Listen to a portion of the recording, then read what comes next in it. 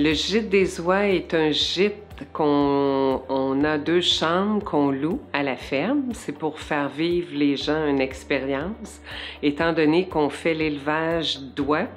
Et l'an passé, on a commencé à faire l'élevage de canards mulards.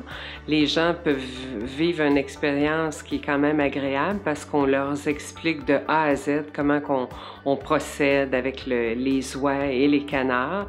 Puis les gens aussi peuvent prendre les animaux dans leurs mains, peuvent nourrir les animaux. On a premièrement des oies, dont des Toulouse, des Emden, des Sébastopol.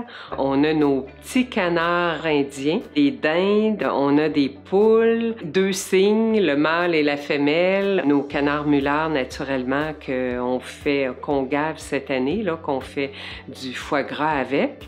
On commence très tôt le matin. Habituellement, c'est entre 5 et 6 heures qu'on va déjeuner. Si on est des gens qui habitent au gîte, à ce moment-là, c'est sûr que les repas doivent être servis environ vers 7h, 7h30. Par la suite, ça va être la nourriture pour les oiseaux, s'assurer que tout le monde a suffisamment de nourriture. Puis, il faut mettre de l'eau aussi pour les oiseaux. Faut nettoyer les parcs, mettre de la ripe. Puis aussi, il y a le gavage qui se fait 2 fois par jour, que ça demande quand même beaucoup de temps. Tous nos produits sont 100% oies.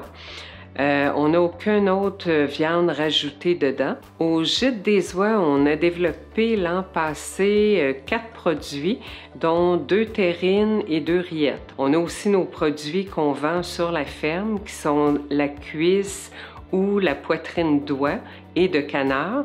L'aide de la MRC a été très importante. Ça nous a permis d'acheter de l'équipement supplémentaire, puis de faire des formations justement pour le gavage de canard. Ça nous a encouragés, puis on a vu à quel point qu'on était supporté dans la région.